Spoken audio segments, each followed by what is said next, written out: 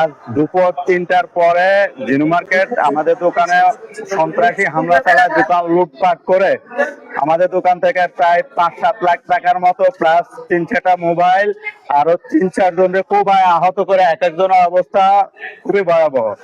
আমরা যতটুকু জানি এরা ওই যে জসিম ভাটের লোকজন, বিএমপি জসিম ভাট উনি যুব দলে কোনো দায়িত্বে আছে, আমি যতটুকু জানি আর কি, আমি অনুশীল না, ওই ফলাফল কালকের তুচ্ছ একটা ঘটনা নিয়ে আজকে এই কাহিনী করছে। চাঁদাবাজি, লুট ডাকাতি সবসময় তেলেজুরি এগুলো চলে, ডাকাতি পুরো পাগান মার্কেটটাকে ডাকাতি করে চলে গেছে। আজকে আমার ক্ষয়ক্ষতি 5 লাখ টাকার মতন অনুমান। আমার কাকার দোকান আছে, আমার কাকার দোকানে 7 লাখ টাকা, তারা দুইজনে কুপ খাইছে। আমরা তো থাকলে আমাদেরও কুবাইতো, আমাদের তো গতকালকে মারছে, মাথা ফাটাইছে, আমরা তো তাও তো কোনো কিছু করতে পারি নাই। নয়ন এবং রবিউল আমার দোকানে আইসে, আমার দোকানের ছোট ছেলে আছে আর স্টাফ আছে, এর সাথে খারাপ ব্যবহার শুরু করছে। ফেসবুকে একটা গ্রুপে, হোয়াটসঅ্যাপ গ্রুপ নাকি গ্রুপে, ফেসবুক গ্রুপে সম্ভবত কে বা কারা একটা পেজ দিছে, দিয়ে লেখছে যে একে ধরিয়ে দিন। এটার কারণে সে আমার কাছে আইসে বলতেছে আমার ছেলে যে তুমি এটা ছাড়ছো। এই যে দেখেন, রমজানের ইফতারের আগে ইফতার বিক্রি করি, তো 4টার সময়, বিকাল 4টার সময় আমরা ইফতার গুছাচ্ছিলাম।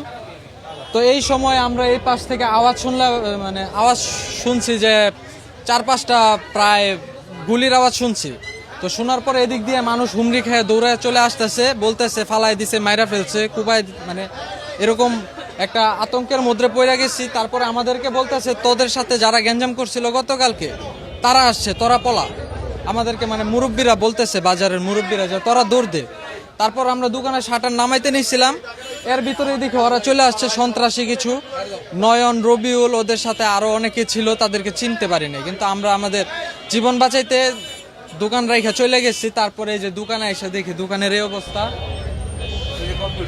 আমাদের সবকিছু শেষ, আমাদের দোকানের ক্যাশে সব লুটপাট হয়ে গেছে, ক্যাশ একদম ফাঁকা, বিকাশ টিকাশ যা আছে, মোবাইল টোবাইল যা আছে সব নিয়ে চলে গেছে, ওরা সব ভেঙে ভুঙে সব নিয়ে চলে গেছে।